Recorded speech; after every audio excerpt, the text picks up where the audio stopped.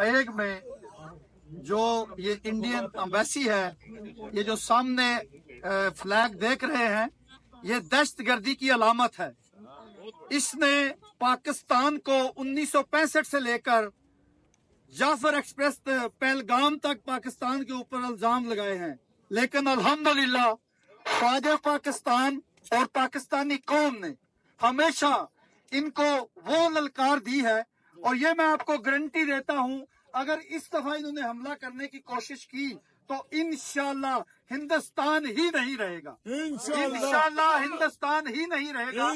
अभी थोड़ी देर पहले हमने कहा कि मेजर गोरोवारिया को हमने देखा जो छुप के अंदर बैठ गया है, जो टीवियों पे बैठ के कहता है कि पाकिस्तानी फौज को हम पकड़ के ले आएंगे।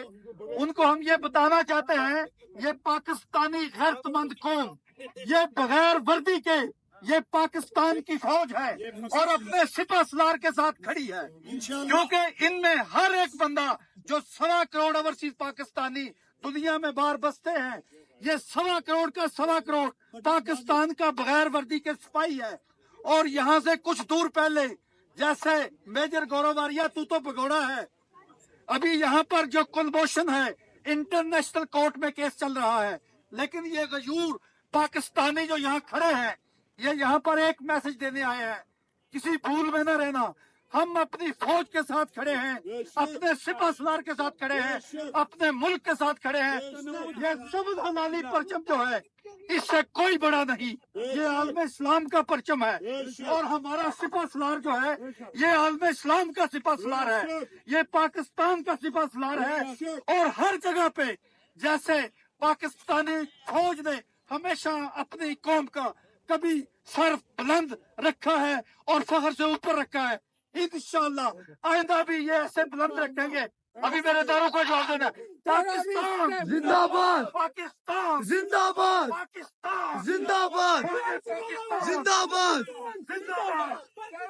जिंदाबाद, जिंदाबाद। Terrorist, India terrorist, India terrorist, India terrorist,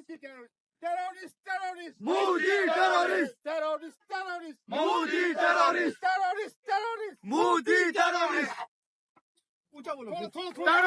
terrorist Modi terrorist, terrorist Modi terrorist, Modi terrorist, Modi terrorist, terrorist Modi terrorist, terrorist Modi terrorist.